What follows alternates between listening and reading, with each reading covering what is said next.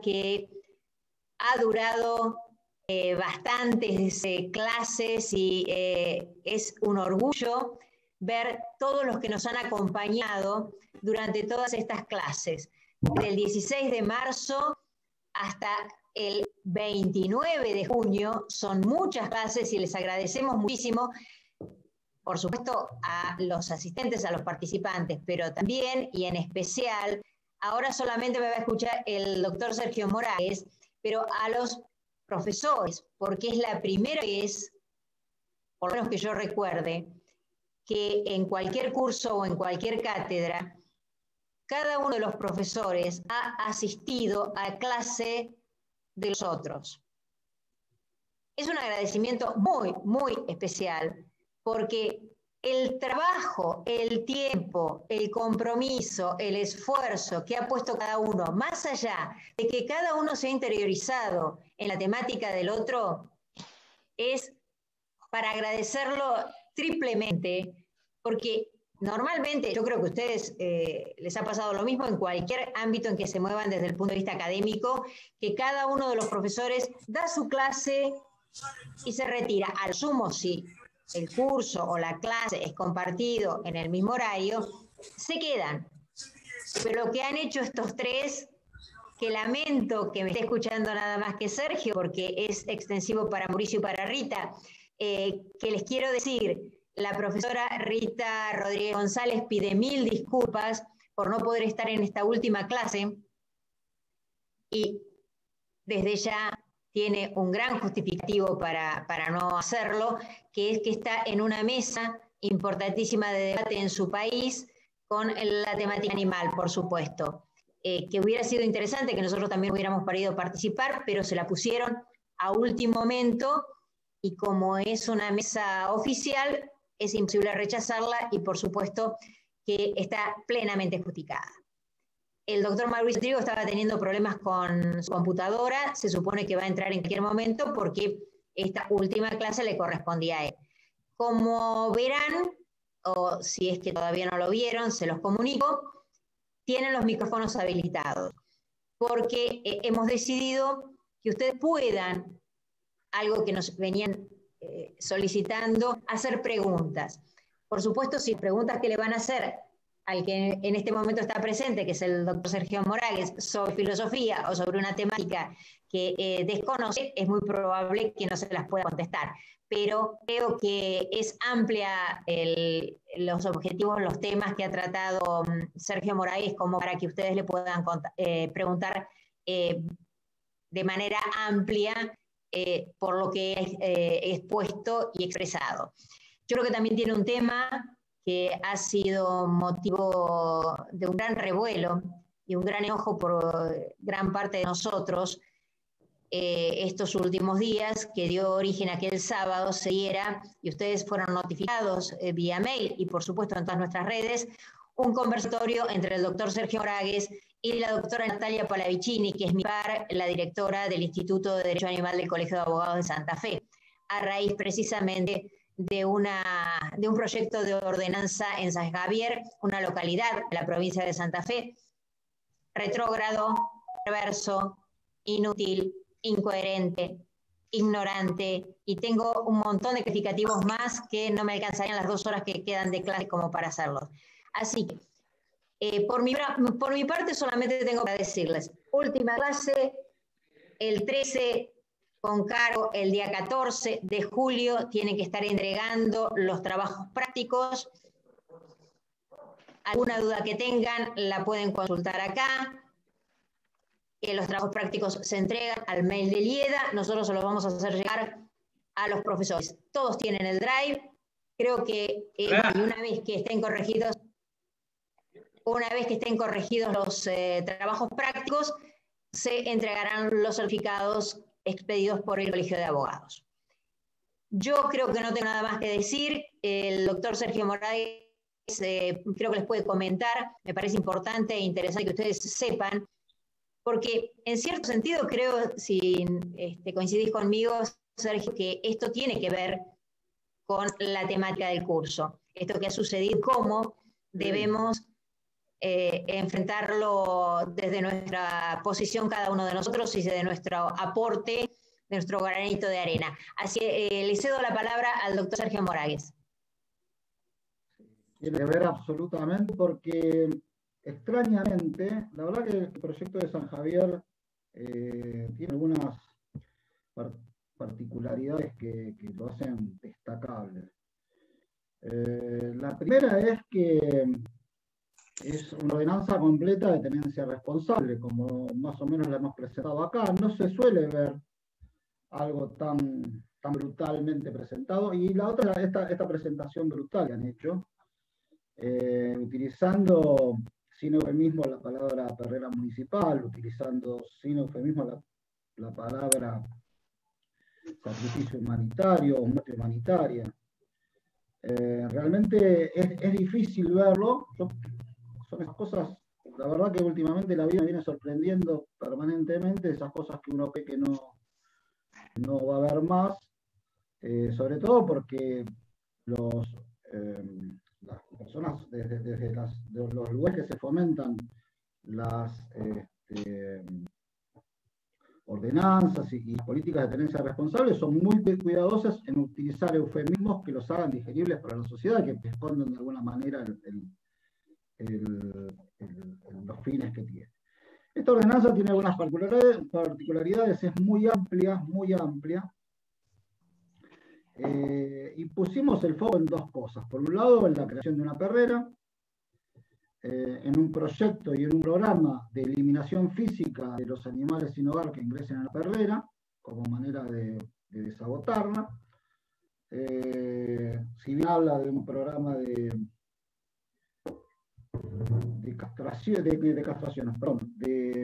adopciones, es netamente residual y va a ser en función de los que sobren y de los adoptables. Digo, las ordenanzas de tenencia responsable y cómo se conciben a las perreras municipales o a los refugios en el mundo. Ustedes saben que en el mundo, ya lo hemos dicho, los shelters son los refugios, son en realidad las perreras.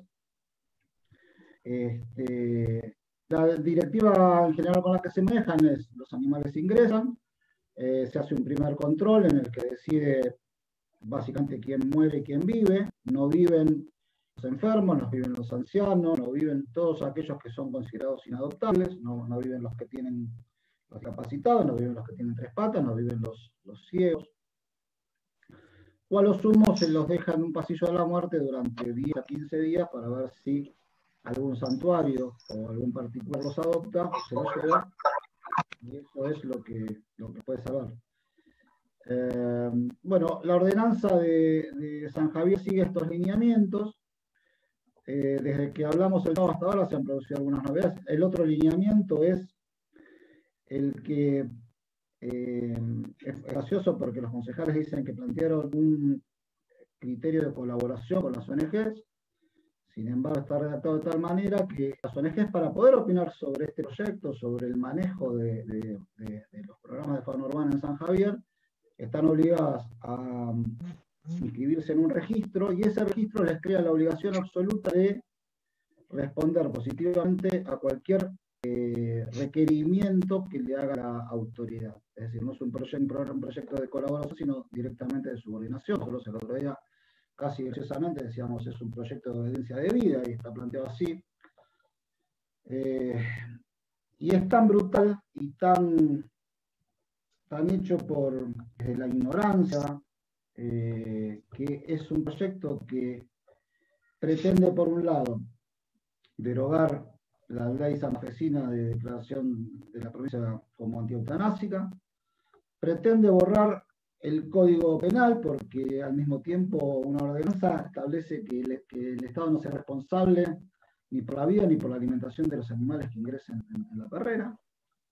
Pretende derogar el Código Civil, porque realmente le pone a las organizaciones de la sociedad civil obligaciones que en ningún momento pueden ser impuestas.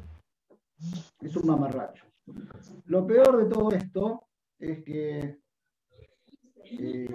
los autores del proyecto, parece ser que San Javier, en la provincia de Santa Fe, es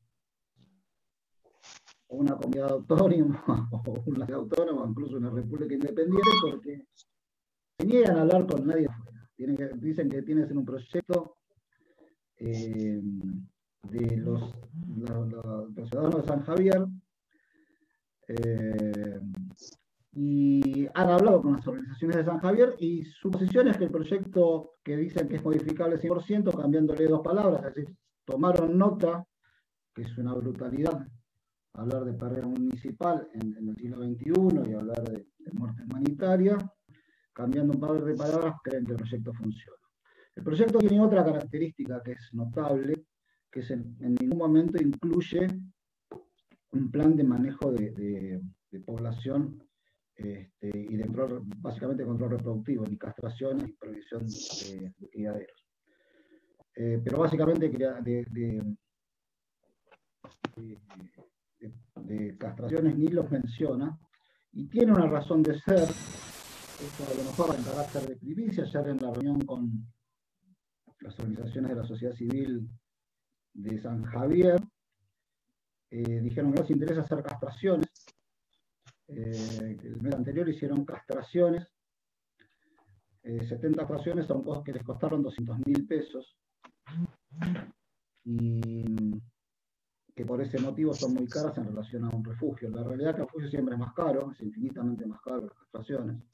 Tiene todas estas características que hablamos, el proyecto que hablamos en las clases. No establece metas, no establece presupuestos, no establece condiciones, no establece mínimo plan, no establece costos. Es imposible, no hay ninguna pauta que permita medir la eficacia y la eficiencia. Simplemente lo que podemos ver es la sed de sangre de algunos legisladores, que parece ser que les molestan los animales en la calle. Hablan, otra cosa que es muy graciosa, hablan de que cuando se refieren a la eliminación física es por temas de rabia, no lo necesitan, entonces la ordenanza, porque realmente existe una ley de rabia que rige al respecto. Bueno, y lo llamativo es que en estas 200 castraciones, estas 70 castraciones que costaron 200.000 pesos, son los montos que manejan. Hice una cuenta dividiendo los 200.000 pesos por 70 y me da un costo casi de 3.000 pesos por castración. Ustedes saben, en cualquier campaña en el país de bajo costo, incluyendo en horarios de profesionales particulares, estamos en el orden de los 1.400, 1.500, 1.600 pesos de costo por castración. Al municipio de San Javier, con profesionales de la municipalidad, le cuesta el doble, lo cual habla o de una ineficiencia total o de corrupción, lisa y llanamente. Ayer yo hablaba con el director de Zoonosis, de un Zoonosis de Provincia de Buenos Aires, que trabaja excelentemente bien en castraciones, y le pedía, Felipe, decime cuál es el costo de castración en tu municipio de insumos. 500 pesos. A lo sumo, si pones un sobreprecio del 40%, el costo de corrupción te puede salir 700.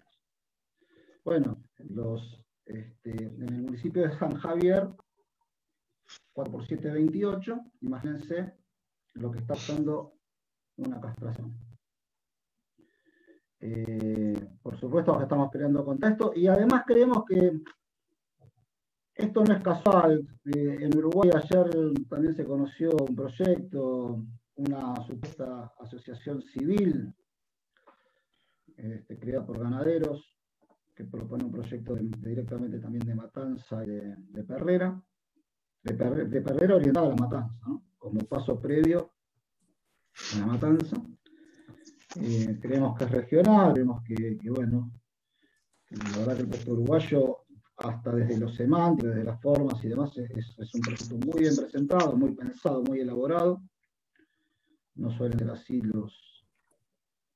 este tipo de proyectos que se presentan.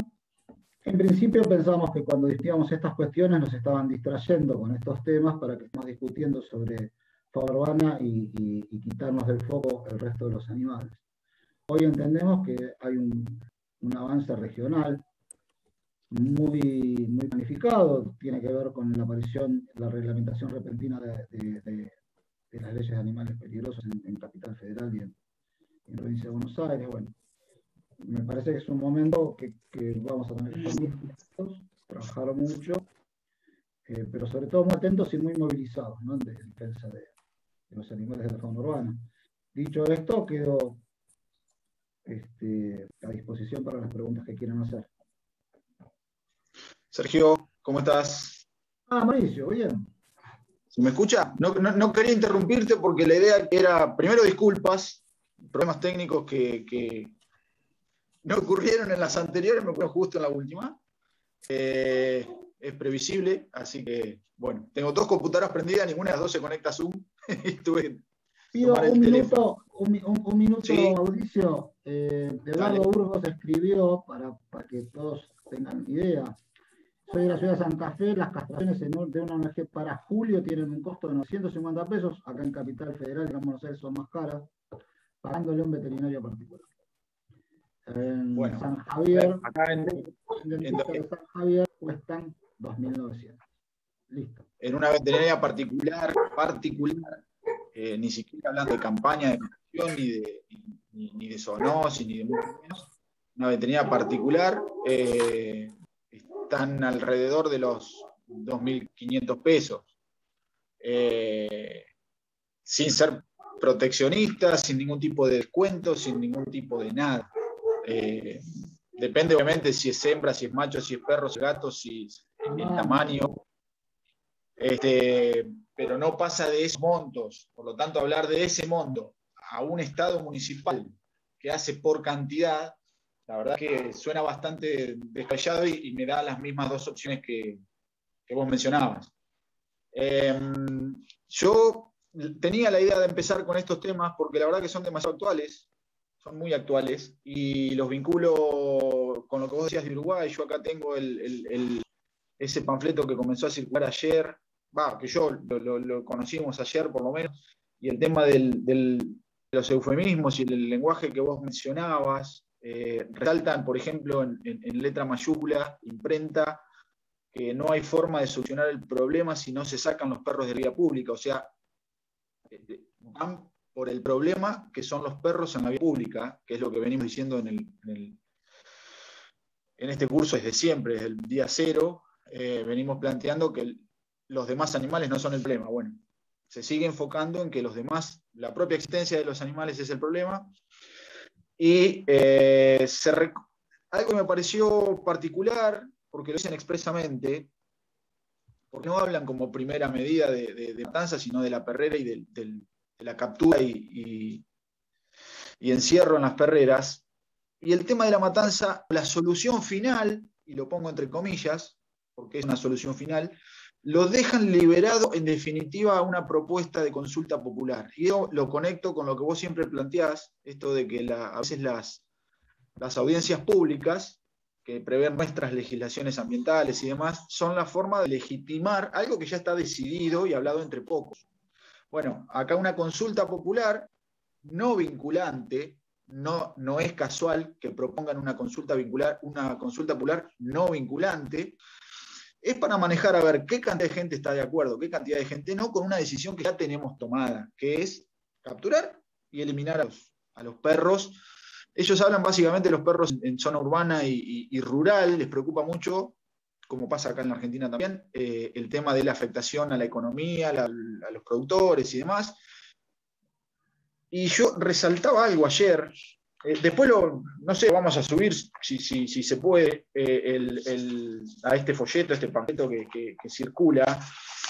Yo resaltaba algo que también me llamó la atención, y es que comienza en la introducción esta especie de guía o de propuesta, empieza diciendo: Uruguay tiene una larga trayectoria de trabajo de organismos en este sentido, con una visión o enfoque desde la salud pública vinculada a disminuir, controlar o eliminar enfermedades. Digo, equivocaron el camino en esa larga trayectoria y por eso quizás son las consecuencias que hay. Entonces, volver a la perra sería para ellos la solución. ¿Y por qué decir que vinculo esto con temas de actualidad también de Argentina? Porque, digo, siempre vamos a decir lo mismo, creo. Eliminar al otro, matar al otro es la solución de muchos. La verdad que por el lado que se lo mire, viene siendo de esa manera. Esta ley... decir una cosa,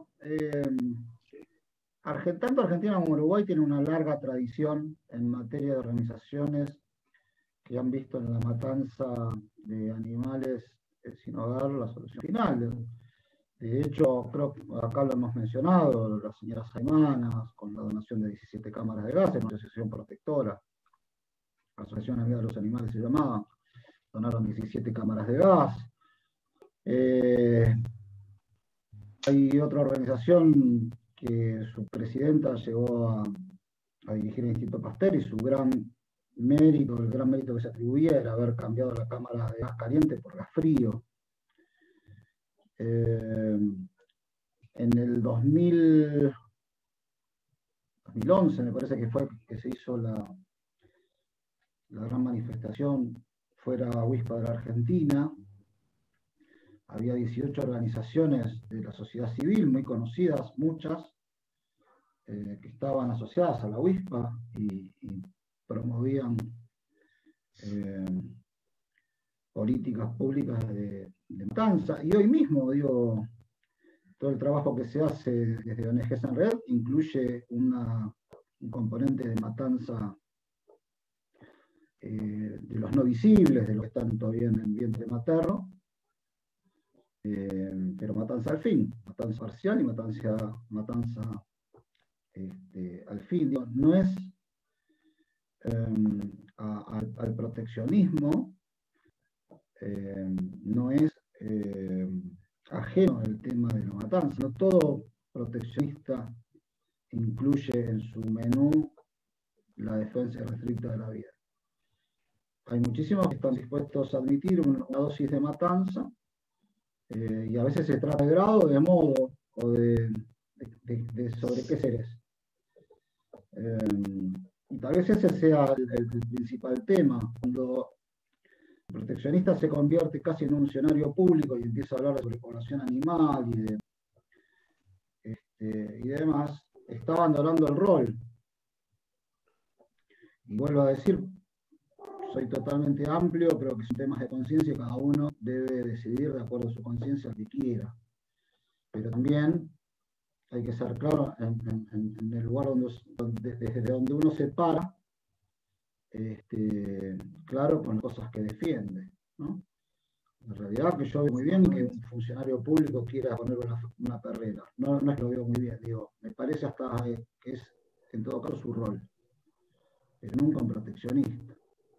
Y el movimiento de pronto es tan amplio que admite un montón de voces, ¿no?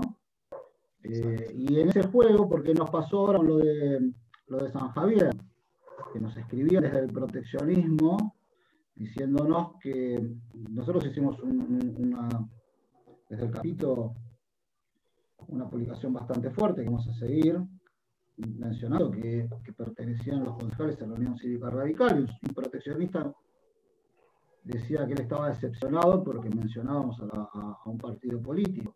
Nosotros le contestábamos que nosotros defendíamos a los animales y no entendíamos cómo el proteccionista parecía más interesado en proteger a un partido político que a los animales. Esas cosas estamos atravesados por todas estas cuestiones, ¿no?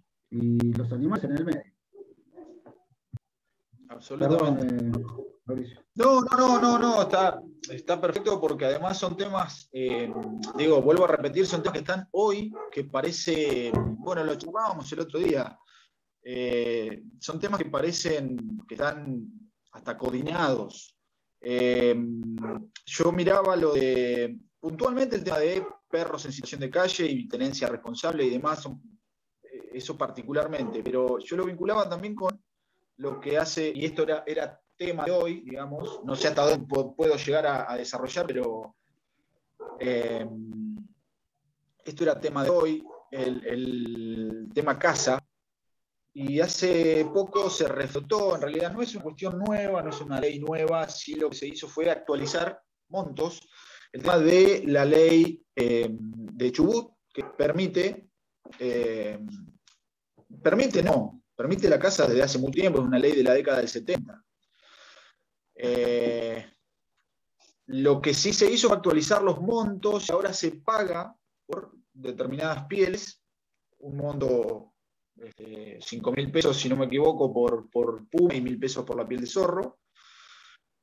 Y la casualidad que son especies, individuos de especies, además, autóctonas, nativas. Digo, el puma en algunas provincias es símbolo, y vuelvo a lo mismo, ¿no? Lo que hablábamos desde el principio, esto de cómo se construyó la identidad nacional en función de incluso en función de un animal que ni siquiera es autóctono, como la vaca, y acá no estoy metiendo con el tema de comer o no comer animales, voy a algo más allá. Digo, la vaca no es un animal que cuando llegaron se encontraron con campos de cría de ganado vacuno.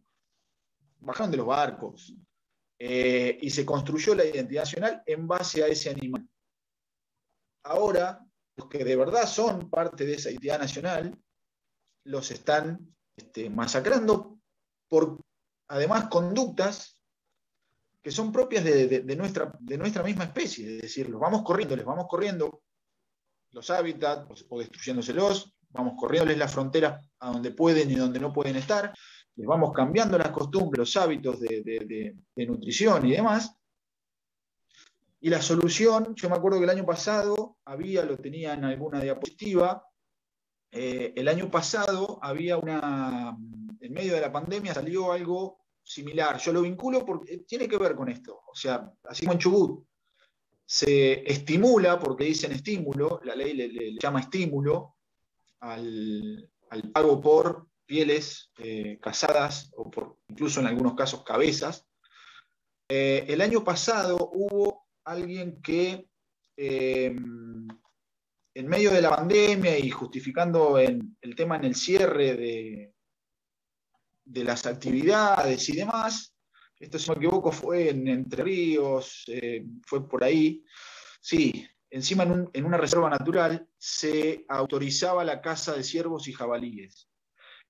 Pero eso no es, digo, que habiliten la caza en una determinada provincia no es una cuestión sorpresiva o sorprendente. Sí, lo sorprendente es, en este caso de Chubut, que lo estimulen con un pago económico, o sea, que el Estado pague por eso. Y en el caso de lo que me llamó la atención en Entre Ríos el año pasado fue que era para dar la comida en los comedores escolares. Digo, ¿hasta qué punto se llega con esto, ¿no? Matar ciervos y jabalíes no iban, y con esto quiero ser claro, no es que iban a los feedlots a buscar, a pedirles o a decomisarles, o a confiscarles, o a expropiarles parte del ganado vacuno que criaban en el feedlot. Digo, habilitaban la caza para matar a unos y darle de comer a los chicos pobres que no tienen comida en sus casas. Digo, me parece como política, cuando hablamos tantas veces de política, ¿no? Que es todo lo que el Estado decide hacer y lo que decide no hacer.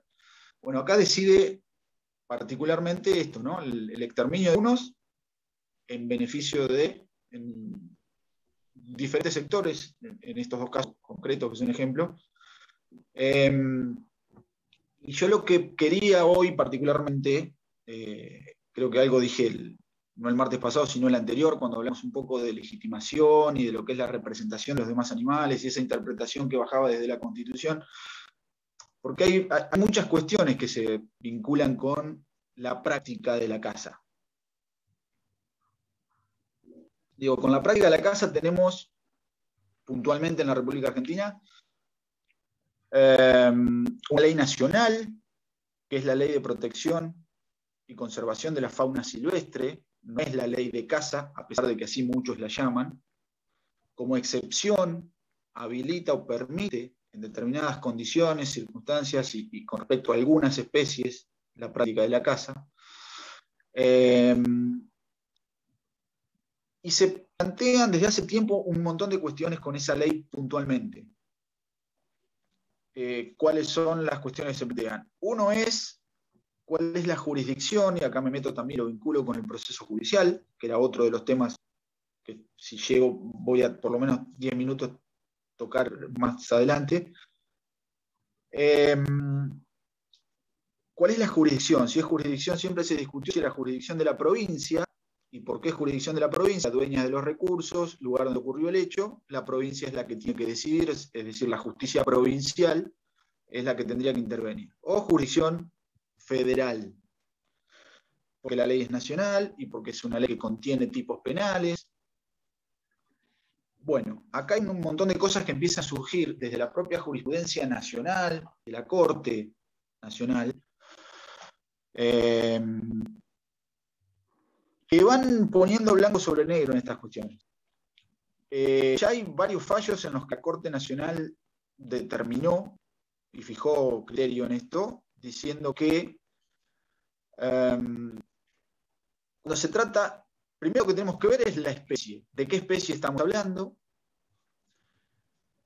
y en base a la especie que estemos hablando tenemos que ver si es una especie que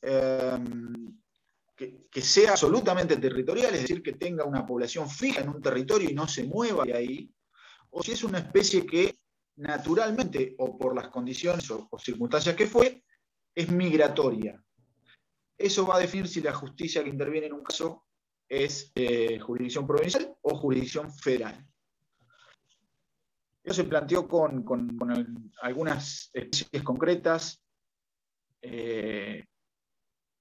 y la verdad es que es bastante difícil determinar en todas las especies de los demás animales si son migratorias o no. ¿Hasta dónde llegan las poblaciones? ¿Dónde se mueven las poblaciones? ¿Dónde quedan esas poblaciones? ¿Cómo se manejan esas poblaciones? Si no hay estudios científicos serios, incluso apoyados por ciencias de distintas disciplinas o con distintos objetos, estudios interdisciplinarios. Otra cuestión que se plantea es la constitucionalidad misma de esa ley. Y creo que este es un tema central que todavía no tiene una solución definitiva con todo el texto de la ley. Sí, lo que se ha decidido es que los artículos que contienen tipos penales, los artículos que contienen sanciones penales en la ley, serían constitucionales. ¿Y por qué? La Corte esto lo definió desde el año 90-91 y lo viene ratificando la Corte Nacional. Dice que es constitucional porque si bien se trata de un decreto de una autoridad de facto, de una autoridad no constitucional, no democrática, las autoridades democráticas y constitucionales posteriores no la derogaron y de hecho al modificar algunos artículos o al reglamentar algunos artículos la han ratificado o consolidado. Y así es como que la Corte de Aguas y dice la ley es constitucional. Lo que yo planteo no tiene que ver con la cuestión delictiva, porque también hay que pensar que si decidimos que esa ley es inconstitucional, nos quedamos sin figuras típicas que sancionen ciertos casos de crueldad contra los demás animales con una pena más grave que la 14346. Entonces, me parece que la parte penal de esa norma de la 22421, si bien puede mantenerse esa ratificación de constitucionalidad, lo que sí creo es que hay partes que justamente son las que habilitan la caza y las que habilitan el, entre comillas, como dice la propia ley, el aprovechamiento de los recursos.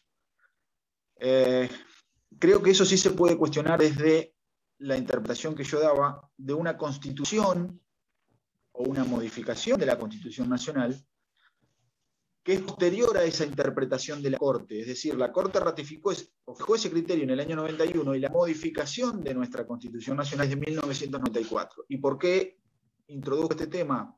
Por el artículo 41, donde divide recursos de biodiversidad. A los recursos los podemos aprovechar, a la biodiversidad la debemos conservar y estamos obligados. Digo, si a los demás animales, cualquiera sea la especie, los incluimos en la biodiversidad y no en los recursos, los sacamos del aprovechamiento que plantea la 22421 y podemos hacer una especie de coexistencia pacífica, si se quiere, entre los dos criterios. La constitucionalidad de la ley en las partes que no se opongan a ese artículo 41 de la Constitución de 1994. Digo, yo quería plantear básicamente esto. Sé que es difícil, sé que es complejo, sé que para obtener un criterio nuevo y que sostenga esto judicialmente, que llegue a la Corte, y es difícil. No creo que sea imposible. Creo que hay muchos elementos para tener en cuenta para plantear esto. Y básicamente con respecto a la casa, y a ver si puedo, yo no sé si voy a poder compartir pantalla, creo que sí. Pero quiero mostrar un poquito, algo de lo que son algunas de las cuestiones que están alrededor de la casa. Lo que está al costado, lo que está atrás de la casa. Yo lo voy a compartir, no son muchas, son pocas diapositivas. Lo que pasa es que estoy en este momento con el teléfono y una máquina. A ver.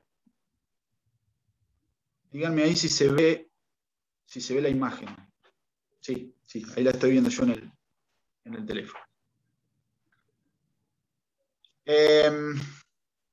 Básicamente, estas cuestiones que yo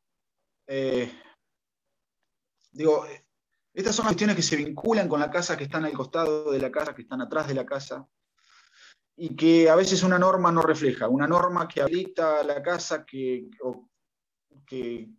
habilita excepciones a la conservación de especies y demás, no refleja esto, no refleja todo lo que pasa y que es parte de esa violencia interespecie, de esa única violencia que venimos planteando. Está claro que traté de tapar los rostros, las caras de quienes aparecen, pero estas son imágenes que, por crueles que puedan parecer, están todo el tiempo circulando en las redes. Estas imágenes no son sacadas de incógnito, no son de policía científica. Estas imágenes dan vueltas en Facebook. Digo, cuando Facebook nos bloquea a veces algunas publicaciones, también vemos que deja esto. ¿Por qué? Porque los demás animales en los algoritmos de Facebook y de las redes sociales son cosas.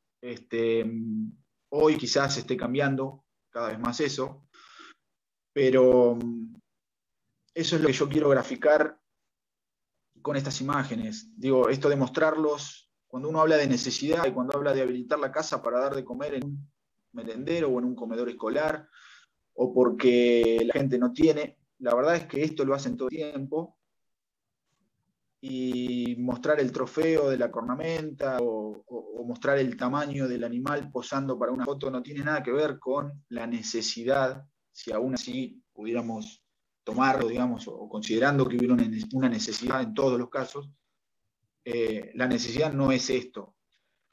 Y hay un comentario, si ustedes lo ven ahí, porque a veces se plantea también esto de si son personas humanas, ¿no? Inocentes, carentes de recursos. A ver, hay de todo en todos los ámbitos, está absolutamente claro, no es el 100% lo que se puede meter en el mismo cajón o en la misma bolsa. Pero ahí hay un comentario en una de las publicaciones donde esta persona dice, y lo leo por las dudas si está muy chiquito y no se llega a ver, refiriéndose a un ciervo adulto, ¿no? Este es del domingo. Se me fue herido, muy dolido, pero no lo pude encontrar. Hoy fui a buscarlo porque sabía que iba a estar. Lástima la carne, pero se encontró el trofeíto. Digo, encontró la cornamenta y dejó un animal herido, quién sabe cuánto tiempo agonizando, algo que la propia ley de conservación, las leyes provinciales en general, particularmente la de provincia de Buenos Aires, prohíben. Además, digo, ellos mismos son conscientes de lo que están haciendo, de que dejaron a un animal sufriendo, que dejaron a un animal agonizando, y está prohibido por la propia ley de caza de la provincia de Buenos Aires. Dejar a un animal herido es algo que va contra las artes de la caza. Esto es Después yo este Power lo subo porque hay cosas para leer que por ahí llevan su tiempo. Esto es una especie de poema de alguien que explica por qué le gusta la casa. Está escrito bastante bien, o sea, digo, vuelvo a lo mismo, ¿no? No estamos hablando del hombre de Cromañón que necesitaba casar, si se quiere. Estamos hablando de personas que están hoy conviviendo con nosotros en Facebook y que de esto hacen una pasión, una diversión, un deporte. Cada uno le pone el nombre que quiere. Y acá se empieza a vincular todo, ¿no? Eso de la cosificación del otro. La paso rápido porque esa imagen tiene que ver con esta imagen. Personas que son reincidentes, personas que son acusadas de abuso sexual, de humanos. Digo, cosificar al otro, sea de otra especie, o sea, de la misma, para esta gente generalmente es lo mismo. Y creo que ahí tiene que haber una política pública decidida, firme, que debería ser esa política de Estado que los senadores y diputados debatían en la 14346 en el año 1954, cuando decían que luchar contra el maltrato a los animales debería ser una política de Estado. Digo, pasaron 67 años y la única política ha sido esta de permitir, la de hacer poco, la de dejar que la sociedad civil se encargue de algunas cuestiones. Digo, los chicos están con esto, los chicos conviven con esto, aprenden esto, y tenemos generaciones que lo repiten, y que ahí empiezan a hablar, como en el caso de las jineteadas, por ejemplo, que hablábamos el otro día, empiezan a hablar de tradición y de costumbre. Claro, lo repiten porque lo aprenden. Son cuestiones aprendidas, absolutamente aprendidas. Son chicos que conviven con la sangre, que juegan con cuerpos y que normalizan la matanza desde la más temprana edad. Digo, esto también está al lado de la casa. Eso es un living, supuestamente, no tengo bien el nombre, de supuestamente una persona que se dedica a la medicina de humanos. Y hablan de ética. También tienen ética. La casa tiene su ética. Insisto, yo esto después lo voy a subir porque son imágenes, algunas cuestiones para leer, pero quizás sea algo que puedan sacar algo importante como para reflejar o para sostener algún argumento. Y esta es esta imagen que tiene que ver con esta. Yo siempre dije que esta imagen iba a estar, o este tema iba a estar en mis exposiciones, de una u otra manera, porque insisto que no todos son iguales, no todos somos iguales. Yo siempre digo, todo tiene que ver con todo, no todo es lo mismo. Todo tiene que ver con todo, pero no todo es lo mismo. Esta es la sentencia de un tribunal criminal, de un tribunal oral, que condenó a una persona humana por primera vez por un femicidio. Un femicidio que la persona que estaba con el ciervo colorado arriba cometió con el mismo fusil Mauser que tiene, fotografiándose con ese ciervo, cometió el femicidio contra su pareja, ex pareja en ese momento. Digo, todo está vinculado, el tema del trofeo, el tema de la cosificación del otro, y creo que el día que entendamos todos como sociedad, y sobre todo los gobernantes, quienes tienen poder de decisión y de convocatoria y de generar la agenda pública y de gestionar esa agenda pública, el día que entendamos que todas estas prácticas que no son ni deportivas ni son la otra cuestión que se utiliza es la plaguicida, y ahí nos metemos con un montón de cuestiones científicas que se chocan con esto, ¿no? Pero digo, cuando no hay deporte, cuando no hay tradición que justifique esto, el día que se entienda como sociedad, me parece que ahí vamos a empezar a ser un poquito mejores. Esto pasa con los perros en situación de calle, pasa con los gatos, pasa con absolutamente todas las especies que nos rodean. La idea no es seguir compartiendo, así que voy a sacar las imágenes. Era simplemente para mostrar que de verdad hay algo mucho más profundo y más grave detrás de esa palabra caza, de ese, entre comillas, deporte, cacería, y que podemos acudir incluso a sentencias ya de otros tribunales. Digo, en el 2018 y 2019 salieron sentencias que reconocen esto. Hay dos sentencias de altos tribunales, una es en Castilla y León, en España, que es particular, porque en principio van contra la caza deportiva, ¿sí? Porque es la que menos sustento tiene, si se quiere.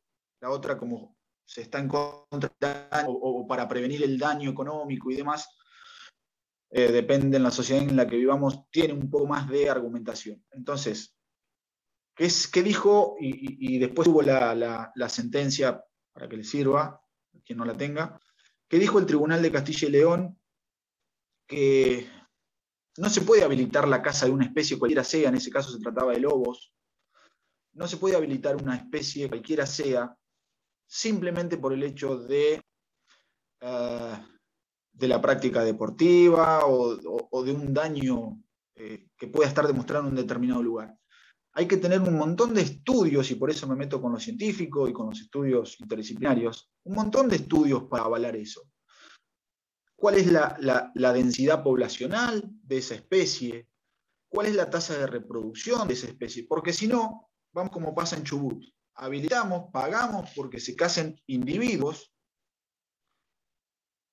y lo único que estamos haciendo es avalando el exterminio de una especie. Porque si no hay límites, si no hay estudios previos, si no hay absolutamente nada que justifique algún límite, vamos directamente al exterminio. La otra sentencia es una sentencia que va mucho más allá, que es la sentencia de Colombia.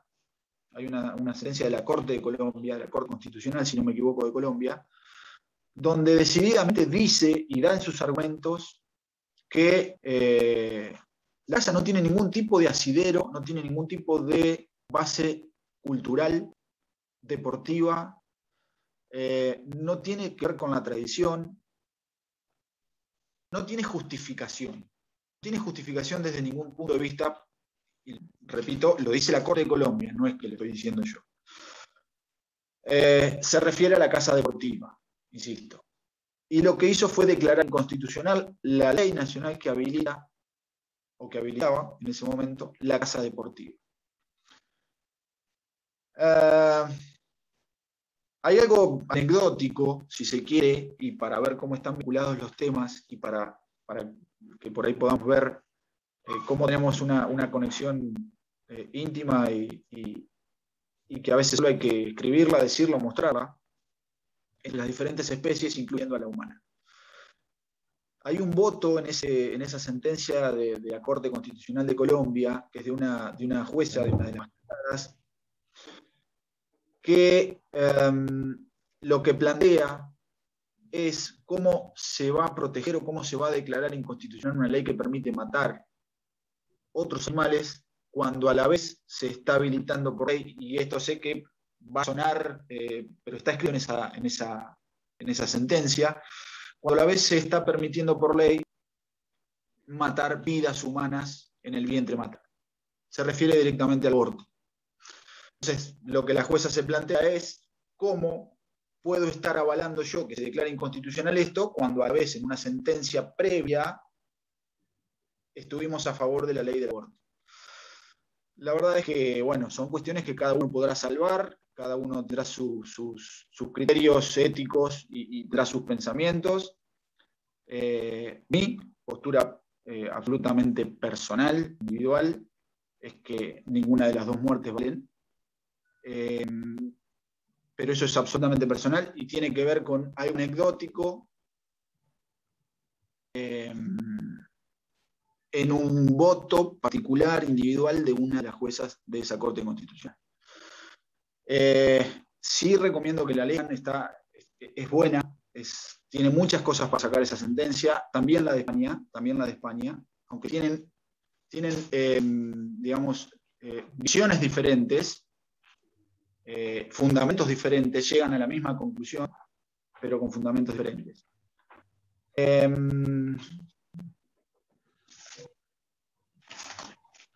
Otro tema que por ahí había para charlar hoy de esto de casa es, esa palabra de 4 letras apenas, da para hablar horas y para dar diferentes charlas, no para que las dé yo, sino para hacer diferentes charlas sobre el mismo tema, porque toca tantos puntos y tantas aristas diferentes, pero vinculadas entre sí, y todas tienen que ver con el ejercicio de violencia para exterminar la vida de otro. Ni más ni menos que eso, en una frase, si se quiere, resumida.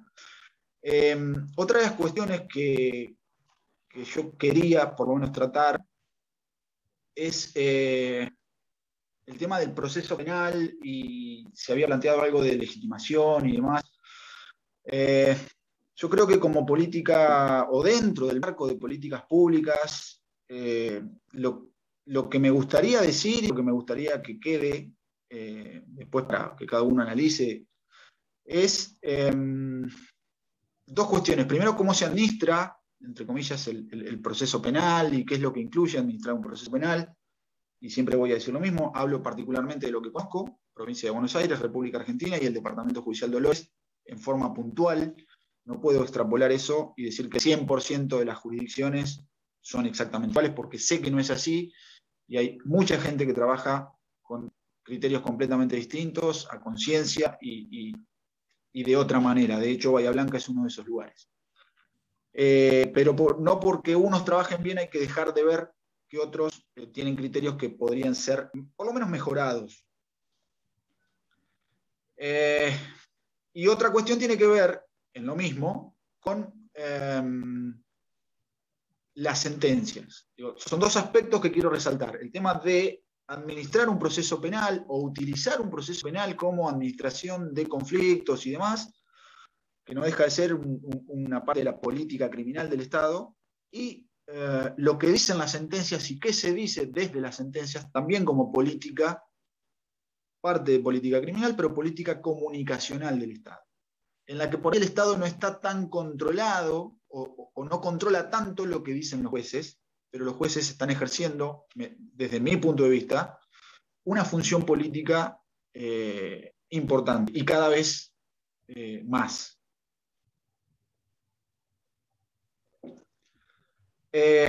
A ver, en cuanto al tema del proceso penal, lo que yo siempre tuve necesidad de destacar, por lo menos, es primero que los demás animales tienen un canal, un carril por el que corren sus causas, que no es exactamente el mismo que los humanos, más allá de que siempre decimos que lo que se está investigando es la comisión de un delito. No importa si la víctima es humana o no, hay que investigar la comisión de un delito. Pero no siempre es así, no siempre los criterios son esos. Y cuando uno empieza a ver que es parte de la política criminal de un determinado lugar, de un determinado ministerio público, empieza a ver que no solo juegan constituciones, leyes nacionales como el Código Penal, o leyes provinciales como el Código Procesal Penal, sino también toda una serie de normas que dictan los propios ministerios públicos, desde la Procuración hasta los fiscales de Cámara, en nuestro caso, los fiscales generales, para poder aplicar ese proceso penal, para poder llevar adelante ese proceso penal en un caso determinado. Y ahí es donde yo me encuentro particularmente con resoluciones, disposiciones, instrucciones generales, que de lo que hablan es de administrar recursos. El problema es de qué manera lo plantean y a quién ponen a cargo de administrar esos recursos. Todos sabemos que los recursos, y acá empiezan a sobrevolar temas económicos, cuestiones o criterios economicistas, es decir, los recursos no son ilimitados, los recursos son escasos, eso está clarísimo. El problema es cuando se dice que, por ejemplo, y este es un ejemplo claro que hoy creo que se está replicando en algunas otras provincias, pero me parece que con un criterio diferente. Crear unidades de investigación específicas, no para cuestiones de maltrato animal, sino para lo que se llama causas de baja cuantía o causas que tienen competencia en la persecución de delitos con penas en expectativa bajas. Y es el caso de la ley 14346 en Argentina. ¿Y qué es lo que se dice ahí? Que se ha visto, por ejemplo, que el trabajo de resolver, desestimar casos tempranamente, estoy leyendo específicamente una instrucción general, es típicamente aquellos en los que gana enormemente en eficiencia y productividad. Resolver o desestimar casos tempranamente, cuanto antes o los desestime, más eficaz va a ser el sistema, más productivo va a ser el sistema. Y otra cuestión que resalta esta resolución, esta instrucción fiscal, es que un sistema que depura el 40% de los casos de manera temprana permite focalizar su trabajo en el 60% restante. El problema, o por lo menos yo considero el problema, es quién, vuelvo a insistir con eso, y de qué manera o con qué criterios ejerce esa administración de recursos o va por esa depuración de casos.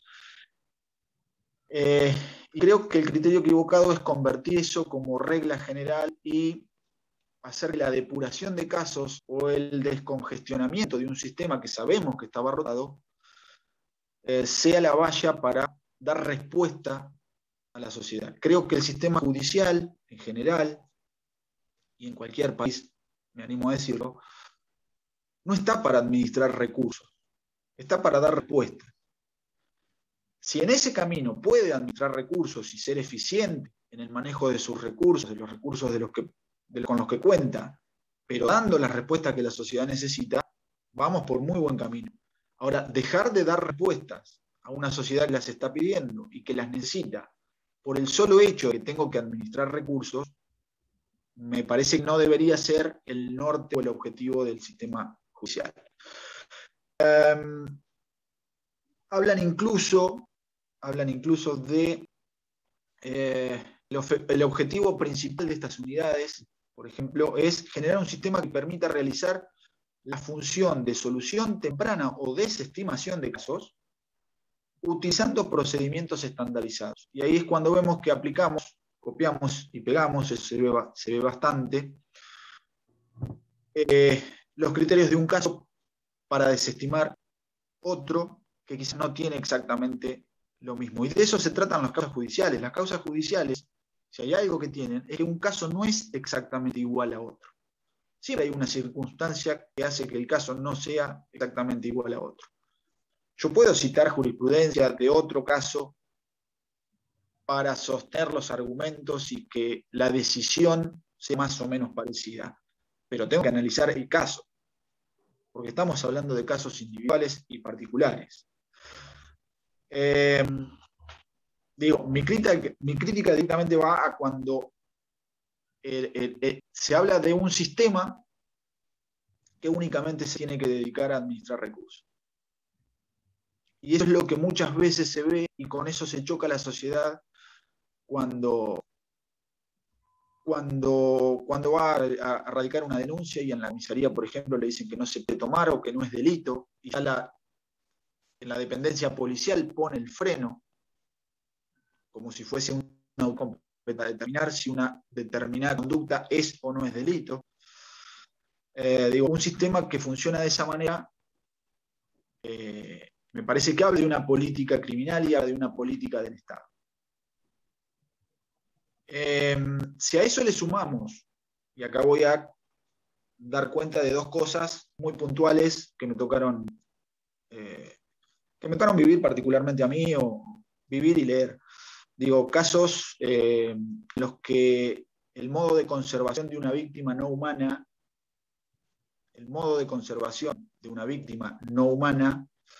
para eventuales necropsias, pericias o lo que fuere, era el baúl de un auto abandonado.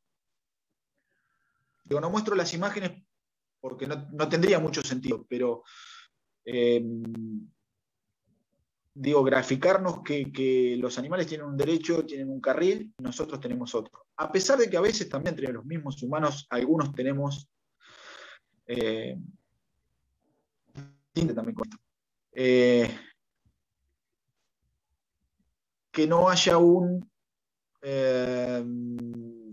ya no digo un perito forense, un veterinario forense, sino un veterinario que sea capaz de encontrar un proyectil.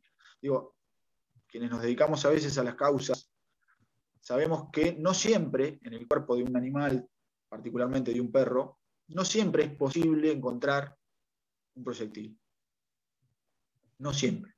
Ahora, las pocas veces que se encuentra, si además no se lo puede ubicar, no se cuenta con profesionales que puedan hacerlo, y encima la conservación de un animal está en esas condiciones, está hablando de una política decidida, por lo menos en ese departamento judicial. No lo puedo hacer extensivo a todos, pero sé que hay otros, aparte del que yo conozco, que tienen las mismas problemáticas o las mismas cuestiones. Y sé que quizás acá hay gente, personas que pueden trabajar o estar del otro lado, o que aspiran, y me parece que de eso se trata también esto de hablar de políticas públicas, de no solamente ir a buscar propuestas y proyectos para cambiar desde la legislación o desde el tema de decididamente la intervención en fauna urbana o en casa, sino también en estas actividades,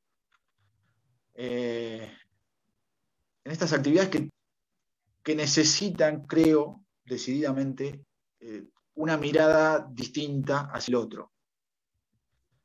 No es casual que la misma Fiscalía, la misma Unidad de Decisión Temprana, sobre la cual comentaba recién y a la que se refiere básicamente esta resolución, esta instrucción que leía, sea la que tiene competencia, por ejemplo, en causas de maltrato animal, pero también en cuestiones de violencia familiar. Entonces yo me pregunto cuáles son los criterios con que aplican unas y otras normas, y si a veces no son los mismos. Yo me animo a decir que sí, porque lo he corroborado, digamos, en algunas oportunidades. Por eso siempre trato de vincular lo que pasa con unas víctimas y lo que pasa con otras. Y otra cuestión que yo quería resaltar también con respecto a esto, que más allá de los recursos y demás, es una práctica que al menos, insisto en esto, en algunos departamentos judiciales, no en todos, se viene dando, que tiene que ver con las soluciones alternativas, que también son expresión de una política criminal. Leer o escuchar, en este caso lo leí, que la solución alternativa sea la suspensión de un juicio a prueba, es decir, la aplicación de una probation con suspensión del juicio y aplicación de diferentes pautas de conducta que el imputado tendrá que cumplir para no llegar a ese juicio y evadir eventualmente una condena penal. Eso es básicamente la institución de la suspensión del juicio a prueba o la probation, como se aplica en nuestro país. Y la verdad es que en algunos lugares siempre discutimos lo mismo, ¿no? ¿Quién debe proponer esa solución o esa salida alternativa? Y la verdad es que está estipulado en favor del imputado. Es el imputado el que tiene que... El imputado es el que conoce su situación, es el que sabe qué hizo, qué no hizo y qué puede ofrecer para reparar el daño. Es un elemento central dentro de la suspensión del juicio a prueba, por lo menos para mí. Entonces, que no sea el imputado y que sea una práctica del propio sistema judicial o en particular del Ministerio Público, realizar el ofrecimiento ya me está diciendo algo. Que el Ministerio Público se quiere sacar de encima, entre comillas, básicamente, los casos. Si no, no lo ofrecería, esperaría la oferta. Porque el Ministerio Público lo que tiene que hacer, al menos en nuestra provincia de Buenos Aires, es impulsar la acción penal pública por un delito penal de acción pública, el caso del maltrato o de la crueldad contra animales, y no ofrecerle al propio imputado la salida. Y eso lo conecto directamente con las resoluciones que leía y esto de administrar recursos y desagotar un sistema que sabemos que está colapsado, pero me parece que no es este el camino.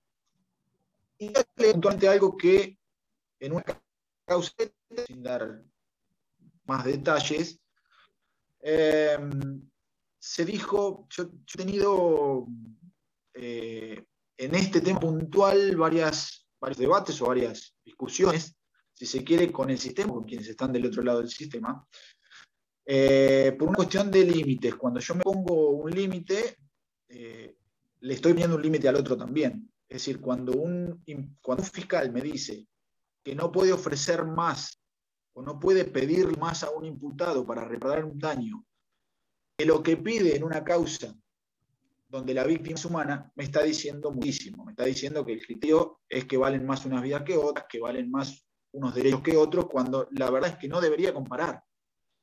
No estamos comparando si un homicidio vale más que la muerte a tiros de un perro o de un elefante.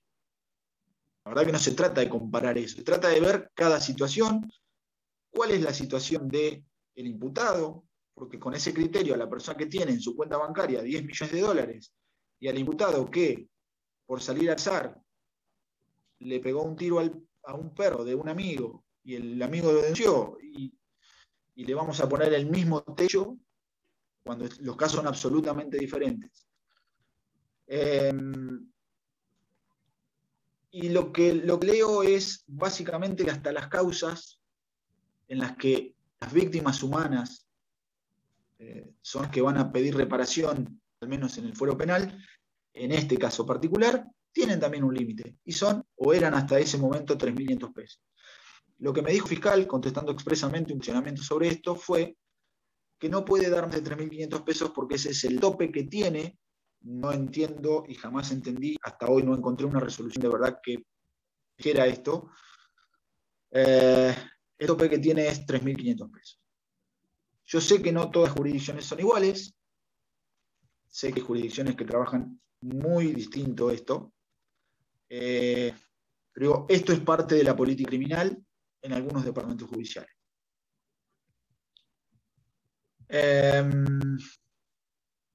Y creo que para terminar, después podemos hablar, o la idea era hacer algunas preguntas. Ya no es mucho el tiempo que queda, creo que es 20 minutos. Sí. Me gustaría simplemente hacer una breve mención de lo que es política criminal y sentencias. Digo, mencionar al menos algunas sentencias para ver hasta dónde llegamos con los reconocimientos de derechos y demás.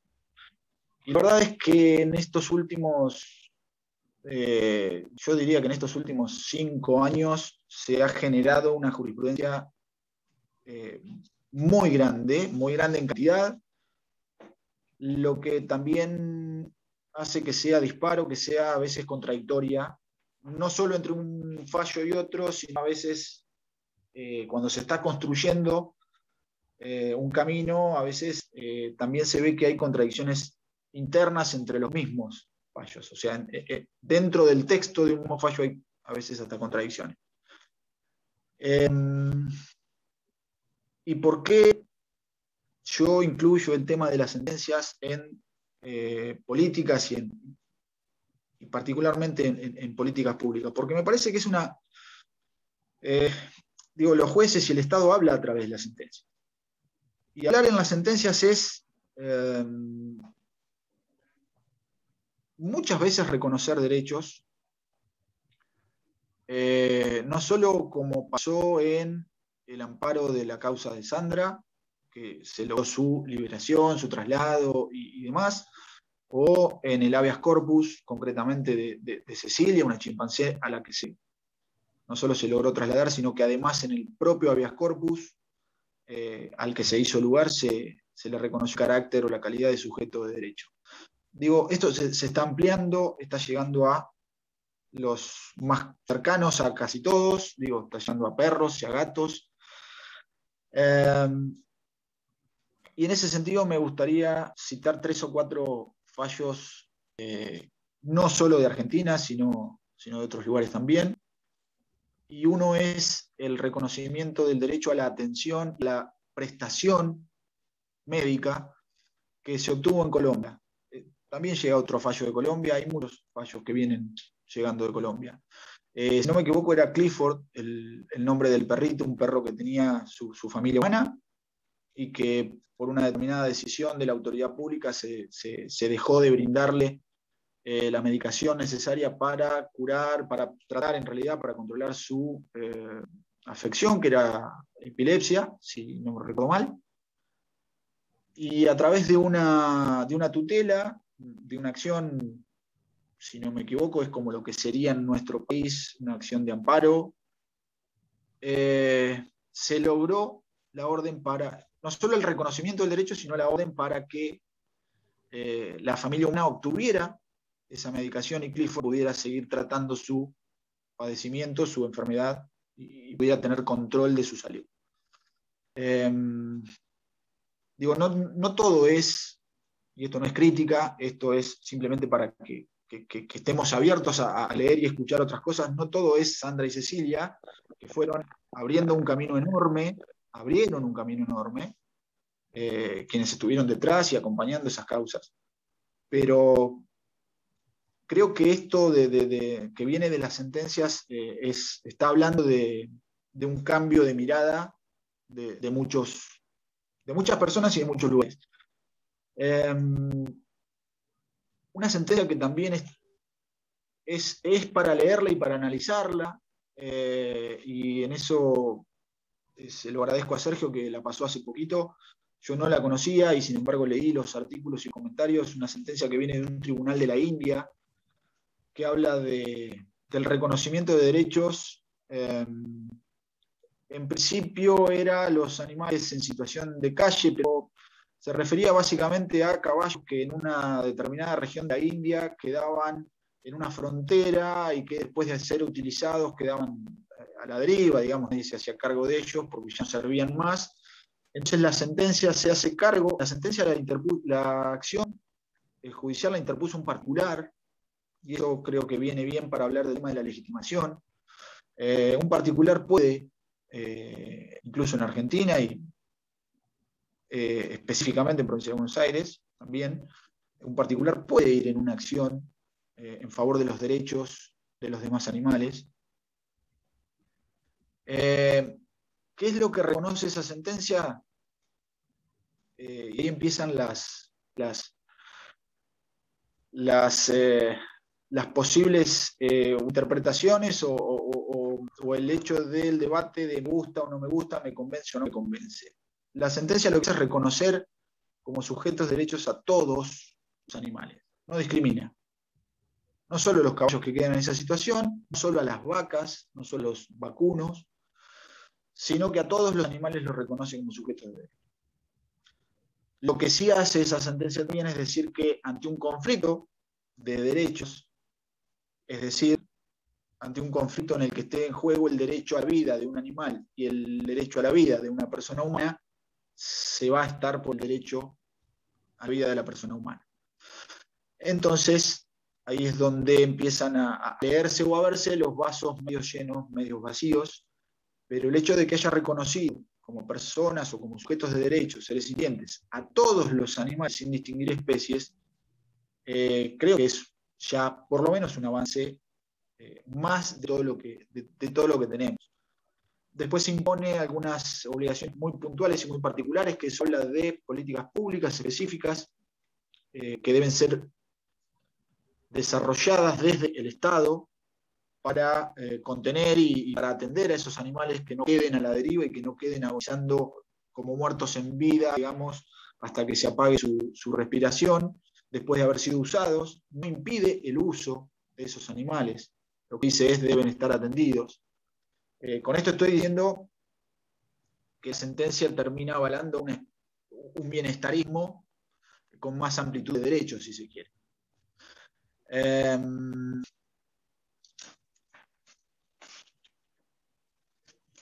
¿Y qué otra sentencia me queda como para, por lo menos de las que quería comentar? Porque la verdad es que hablar de todas sería imposible. Sí me queda para hacer una crítica a dos sentencias 2 sentencias porque las elegí, porque las leí y porque creo que como mensaje, como política, desde el Estado, como palabra oficial, dejan alguna duda. Y que tienen que ver con la misma situación, con hacerle decir, yo esto ya lo he dicho en otras oportunidades, con hacerle decir a las leyes lo que las leyes no dicen. Y son sentencias penales. Una es una sentencia del año 2018-2019 en la provincia de Salta, en el que la víctima era un perro. Y la otra es muy reciente, en la que la víctima también fue un perro, y es la sentencia en la causa, creo que ha sido bastante difundida, bastante conocida, la causa Tita, en la provincia de Chubut, casualmente. ¿Qué es lo que interesa destacar de esas sentencias? ¿Por qué digo que le hacen decir a la ley penal lo que no dice? Porque esas sentencias hablan, quienes hayan podido leer el texto de la ley penal 14.346, van a encontrar en el artículo 3, que habla de los actos de crueldad, un inciso 7, que es cierto que es un tipo penal muy abierto, como casi todos los tipos penales de la ley, pero el que tiene 3 posibles situaciones de sanción penal. Es decir, el artículo dice que será un acto de crueldad lastimar o arrollar intencionalmente a los animales, coma, y resalto lo de la coma porque es un signo que divide la oración, causarles torturas o sufrimientos innecesarios o matarlos por el solo espíritu de perversidad. ¿Y cuál es la crítica que hago de estas sentencias? Que toman el inciso como si fuera un solo tipo penal, como si fuera una sola conducta la sancionable, y entonces le hacen decir a la ley que la conducta penada sería causarles, lastimarlos, causándoles torturas o sufrimientos innecesarios o matándolos con espíritu de perversidad. ¿Qué es lo que pasa cambiando esa simple palabra de causarles por causándoles? Que ahí sí quedan afuera varias conductas que no tienen o que no cumplen con un elemento subjetivo específico, y esto es técnica penal, o dogmática penal, en realidad, que es la intención directa de causar ese sufrimiento y no otro, que eso es básicamente lo que pasó en la causa de Tita. ¿Y por qué pongo el ejemplo de la causa de Tita? Porque en la causa de Tita se decidió o se eligió, si bien hay una condena, se terminó condenando al autor material de los hechos, se lo condena por daño y no por la crueldad contra el animal. Es decir, el juez termina de alguna manera cosificando al animal, a la víctima, eligiendo la aplicación del artículo penal, del Código Penal que sanciona el daño y no el artículo 3, inciso 7 de la ley 14.346 que sanciona la crueldad contra una víctima de un delito. Y eso es por una cuestión de distorsionar, quizás yo no puedo decir que sea intencionalmente o que sea por desconocimiento, eso será algo que cada uno podrá analizar. Lo cierto es que eso es lo que ocurre y me parece que así como hay mensajes de sentencias que están dando la exclusión del hogar de un maltratador, hoy aplicando las reglas del derecho de familia, aplicando las reglas de las leyes de violencia familiar, que esto se conecta directamente con el último de los temas que teníamos o que yo había previsto, de poder integrarlos o considerarlos efectivamente como un miembro más, como un integrante de la familia, esto de las familias multiespecies, como se habla, que de hecho en la sentencia de la causa Tita se habla y se reconoce a la familia multiespecie. Así como esas sentencias están diciendo algo, las otras también están enviando, si se quiere, un mensaje a la sociedad. Están haciendo una comunicación, están comunicando algo, con lo bueno y con lo malo. Yo cierro con el tema este de la vinculación entre en realidad, violencia. Yo siempre digo que hay una sola violencia, no hay muchas. Lo que sí hay es distintas víctimas, distintos victimarios, distintas escenas del crimen, distintos contextos de esa violencia. Pero me parece que la violencia es una misma, es una sola, y hay que combatir esa violencia. Digo, yo cuando leo, y esto sigue con el tema de políticas comunicacionales o políticas de comunicación, cuando leo en titulares de un diario nacional o regional, que un mono peligroso y alcohólico va a ser confinado de por vida, un titular, digo, si me quedo con esa nota va a ser, qué peligrosos son los monos y puede haber monos borrachos. Y la verdad que cuando uno entra en la nota en letra mucho más chica dice que el humano que tenía como propietario, como propiedad, digamos, a ese mono, le enseñó a beber alcohol y lo convirtió en alcohólico, ahí la noticia se me va, digamos, voy viendo que el objeto del título era una cosa y la noticia, la realidad que quería transmitir o que debía transmitir era otra completamente distinta. Pero eso ocurre también con un sistema, y hemos hablado acá de sistema patriarcal y hemos hablado de un montón de cuestiones que tienen que ver con la violencia de género y la violencia contra las mujeres en particular. De un diario puede decir también, y esto voy a leer textual porque esto ocurrió, y no fue hace mucho tiempo, esto fue en 2018, 2019, varios titulares en diferentes diarios sobre el mismo caso que decían prisión perpetua por matar a su bebé recién nacido. Esto era un caso en el que una persona, por desconocer quizás diferentes cuestiones que tenían que ver con la posibilidad de interrumpir el embarazo antes, decidió tenerlo y terminar con la vida del bebé, lo cual cambia radicalmente la calificación del hecho. Pero otro, sobre el mismo caso, decía, la mujer que asesinó a su bebé recién nacido fue condenada a cadena perpetua. Digo, ya los medios vamos escalando.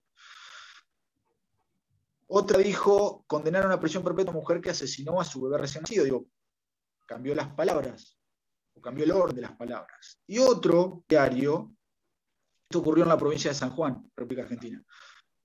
Otro diario tituló, histórico fallo en San Juan. Mató a su bebé y la primera joven condenada a perpetua. Lo loco es que uno cuando entró en la sentencia, la carátula de la causa, el título de la causa, agregaba una palabra más. Mató a su bebé varón. Digo, yo no sé qué diferencia hubiese habido si el bebé en vez de ser varón hubiese sido mujer. Pero si estamos en una sociedad y en un sistema funcionando de esta manera, en la que esto está ocurriendo entre los propios humanos, creo que podría ayudar muchísimo, y acá es donde vinculo, más allá de otras cuestiones que vinculan a las violencias o a la violencia en los distintos ámbitos, podría ayudar muchísimo a cambiar esto y a avanzar y a evolucionar el hecho de políticas que tengan que ver con otra mirada hacia los demás animales.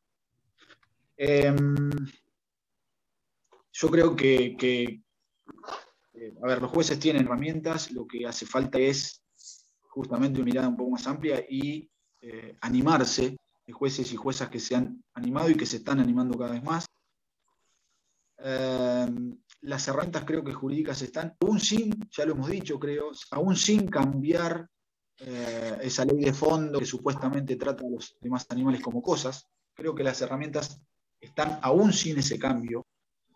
Hay que tener un poco de creatividad y sobre todo, y creo que esto tiene que ver con nuestra actividad, o por lo menos quienes somos o ejercemos el derecho, y creo que con la actividad de cada uno, de cada una de las personas que ejercen las diferentes disciplinas que tienen que ver con esto, desde trabajadores sociales, psicólogos y demás, el animarse a plantear las cosas, el animarse a incluir a los demás animales en los informes. Creo que hay un montón de cuestiones por hacer que tienen que ver con ese cambio de mirada y que van a terminar colaborando y ayudando y forzando ese cambio de mirada en pos de una, supongo yo, y es lo que quiero, una mejor sociedad y una mejor convivencia.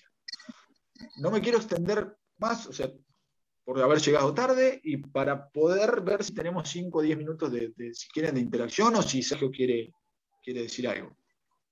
Perdón, sí, porque ya son las 18:28, pero acá hay una pregunta que te toca directamente, y yo sé la respuesta, pero da la voz, por favor. Con la causa Rubio, ¿cuál fue la sentencia firme en ese caso que se logró? Bueno, rapidito. En el caso Rubio yo creo que se lograron varias cosas. Primero, y contradiciendo lo que dije, digo, es parte de todo un proceso para llegar a ese cambio, ¿no? Esas críticas que yo hice, se terminó llegando a que en la carátula, por ejemplo, se ponga el nombre de la víctima, cosa que no es lo más común, ni siquiera a veces entre los humanos. Eso por un lado. Por otro lado, también la admisión de, cosa que para mí no fue tan sorprendente porque ya se venía dando, la admisión de, como particular damnificado, de un ciudadano común y silvestre sin tener una ONG atrás. Por otro lado, el haber llegado a una audiencia preliminar en la que se planteó la suspensión de juicio a prueba y decididamente desde la Fiscalía se dijo por la violencia inusitada y demás, como política criminal de este Ministerio Público, no consentimos la suspensión de juicio a prueba.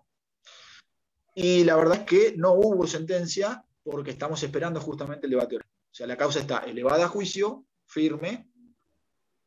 Estamos en plena etapa de pruebas suplementarias, la instrucción suplementaria y demás, algunas cuestiones de prueba y de poder llegar con los mejores recursos, con todos los recursos disponibles, por lo menos al máximo, a ese debate, que entiendo, si nada cambia, sería en noviembre. Así que en ese estado está actualmente la causa.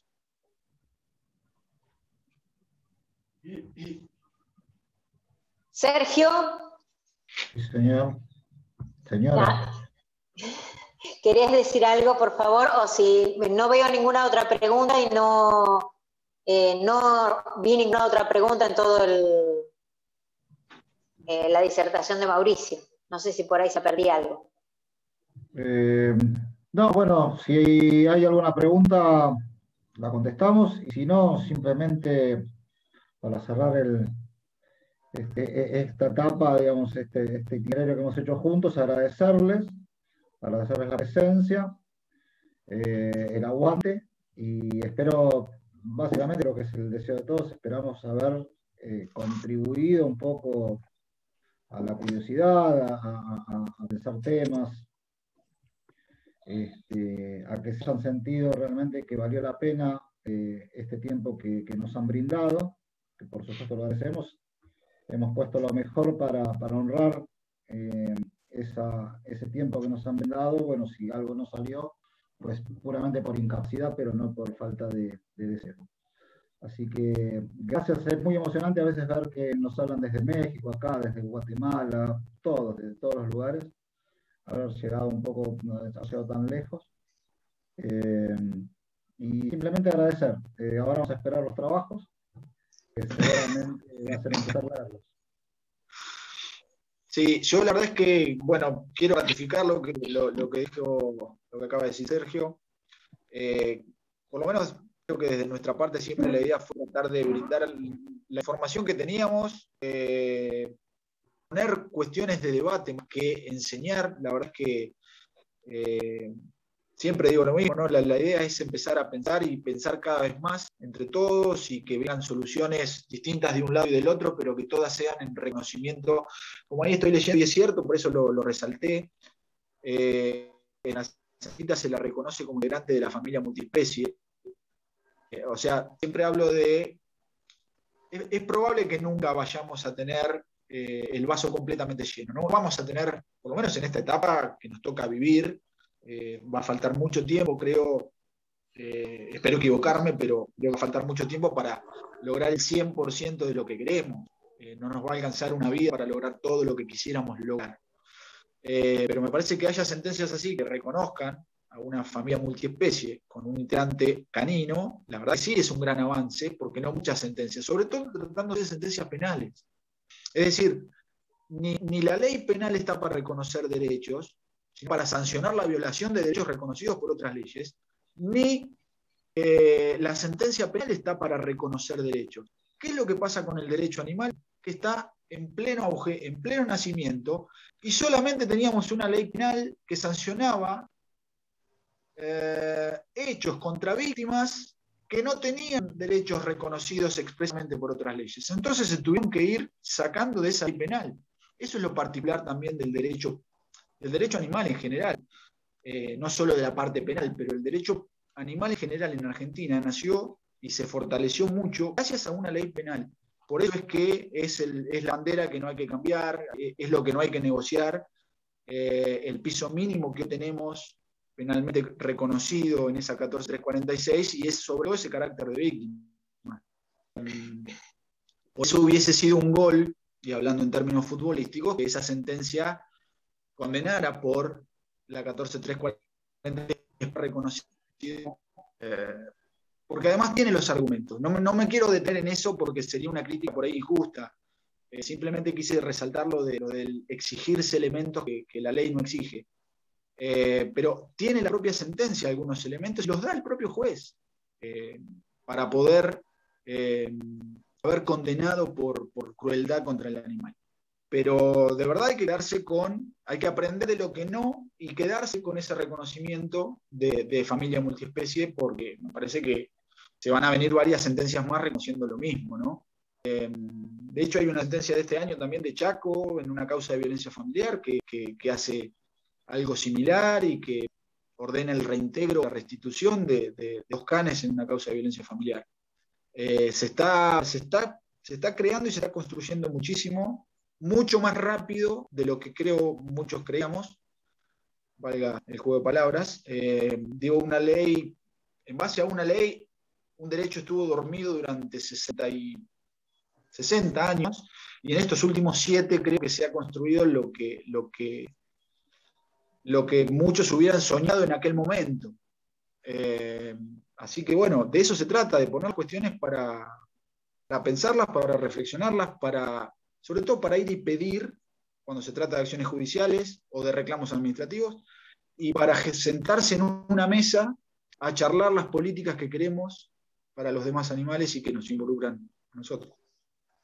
Sí, yo abonando a lo que vos decías, comento que a mí nadie me enseñó, y de hecho yo cuando estudiaba ya lejos hace tiempo en La Plata, estaba becada en penal, lo cual quiere decir que era una persona que se dedicaba a ese momento como estudiante a penal, y nunca me enteré que existía esa ley. En La Plata no se enseñaba. De hecho, cuando nosotros empezamos este camino, muchos fiscales la desconocían. Y yo entendía su desconocimiento, y era justificable su desconocimiento. A nosotros no nos la enseñaron, no era parte, y sin embargo nosotros, o sea, yo vengo de La Plata, con toda la excelencia que el Departamento de Derecho, la Facultad de Derecho de La Plata tenía y tiene, que no se podía decir, bueno, no, porque te enseñaron así nomás. No, y teníamos popes en ese momento como profesores y todo, pero nadie nos enseñaba eso. Y algo que digo siempre, como dice el filósofo posmoderno francés Gilles Deleuze, el derecho no existe, el derecho se crea, y se crea a través de la jurisprudencia. Por eso es tan importante todas estas cosas que nosotros estamos haciendo, para que sigamos golpeando la puerta, porque tal vez en el primer golpe no nos den bolilla, en el segundo, en el tercero, en el cuarto, pero se va de a poco, y es, insisto, a través de la jurisprudencia que nosotros vamos creando ese derecho, que a veces puede modificar todo el tema legislativo. Pero para eso también tenemos que trabajar en esto que estamos haciendo todos nosotros día a día, en la sociedad. En cada uno de nosotros, para ser replicadores, para hacer efecto dominó, para que este curso no sea simplemente una cuestión de conocimiento personal. Esa es la intención, Y repito, Mauricio, lo que te perdiste que estaba diciendo justamente cuando estaba solamente Sergio, que el gran valor y el gran agradecimiento y reconocimiento que en lo personal, desde el IEDA, desde el Colegio de Abogados, y creo que de todos los participantes tenemos, es a ustedes tres, porque me atrevo a decir que es la primera vez que un curso se da de esta manera, tan interactivo por los profesores, pero que les implicó a ustedes un tiempo, una energía, una pasión, un compromiso, una generosidad que pocas veces se da. Ustedes piensen, le digo a los participantes, que estas tres personas no solamente dieron la parte que supuestamente deben saber porque es la que conocen y es la que pueden exhibir, sino que tomaron el trabajo de aprender lo del otro para poder interactuar y para poder compartir. Esto es valiosísimo, por eso se lo voy a decir a Rita, y también sería bueno, y de paso paso el chivo, si alguno quiere volver a escucharlos, más allá de que tal vez el año que viene hagamos otro curso, en el 17 de agosto empezamos la cátedra curricular optativa del Departamento de Derecho de la Universidad Nacional del Sur. Digo curricular porque desde el 2020 todos aquellos que sean estudiantes de Derecho la tienen como parte de su currícula para optar como una de las demás optativas. Y también invitamos a todos aquellos que quieran participar. El Zoom nos permite que desde otras partes del mundo nos escuchen, como el año pasado. Podemos enviar los certificados de asistencia a todos aquellos que cumplan con el 80%, emitidos por supuesto por la Universidad Sur, por el Departamento de Derecho, pero no les vamos a pedir, excepto que quieran, para un simplemente refresh de poder saber si entendieron los conocimientos y demás, los trabajos prácticos y el trabajo final. Y la cátedra está terminando a finales de noviembre. Si ustedes quieren, va a ser una cátedra muy completa, y vamos a tener también el placer, además de contar con estos dos invitados, y además de Rita, que yo tengo la suerte y el honor de compartir con ella las primeras clases. Vamos a hacer también un tete-a-tete bastante interesante, y vamos a tener también a la jueza María Alejandra Mauricio, del caso Cecilia, a la jueza Elena Liberatori, del caso Sandra, que creo que van a explicarlo muchísimo mejor de lo que yo explicaba en las otras emisiones de la cátedra, cada uno de los casos y todo lo que tuvo que ver con el habeas corpus de Cecilia y el amparo de Sandra. Si hay alguna pregunta, si hay alguna cuestión que quedó en el tintero, hablen ahora o callen para siempre, como dicen en las bodas.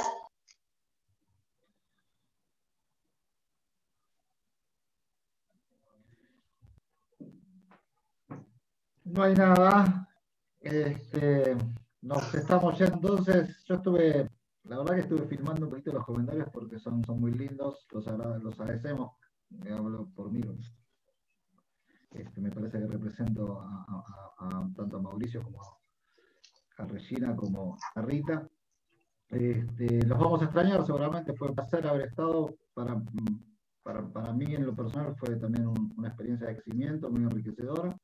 Así que gracias y esperemos vernos pronto. Y esperemos verlos produciendo y trabajando y viendo sus nombres escritos también en el derecho animal. Gracias, hasta siempre. Bueno, muchísimas gracias. Y yo, como siempre, quiero agradecer al Colegio de Abogados de Bahía Blanca, que siempre nos dice que sí para todo esto y está absolutamente dispuesto a que nosotros podamos seguir haciendo este camino, transitándolo todos juntos, porque es la manera de aprender. Estamos aprendiendo entre todos, haciendo camino al andar, como decía el poeta. ¿Algo más, Mauricio? Nada, en absoluto. Comparto las palabras de Sergio, las tuyas. Simplemente agradecer, sí, a la gente que estuvo del otro lado y que nos toleró, que nos soportó este tiempo. Y agradecer los comentarios porque la verdad que sí, fortalece un poco el espíritu, si se quiere. Nada más absolutamente nada más. Entonces, nos despedimos y bueno, insisto que los esperamos en la cátedra. Creo que les va a parecer muy interesante todo lo que tenemos para ofrecer.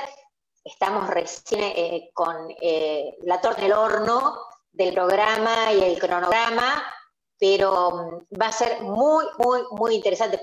Va a ser más, con más carga horaria, pero bueno, aquellos que no pertenezcan a la universidad la pueden tomar porque va a ser por vía MET, no por vía Zoom, y esperamos que se puedan inscribir. Muchísimas gracias a todos y la inscripción de la cátedra calculo que va a ser a partir de julio, eso depende de la universidad, ya no de nosotros, insisto, esto no es del Colegio de Abogados, es de la Universidad Nacional del Sur, con los términos de la universidad, los tiempos de la universidad, los códigos de la universidad, los requisitos de la universidad, pero nos permite esta situación de pandemia que abramos las puertas a todos. Todavía no en la página de la UNS nosotros vamos a publicar. Salud. Estoy contestando las preguntas, pero nos vamos. Adiós. Adiós, gente. Nos vemos.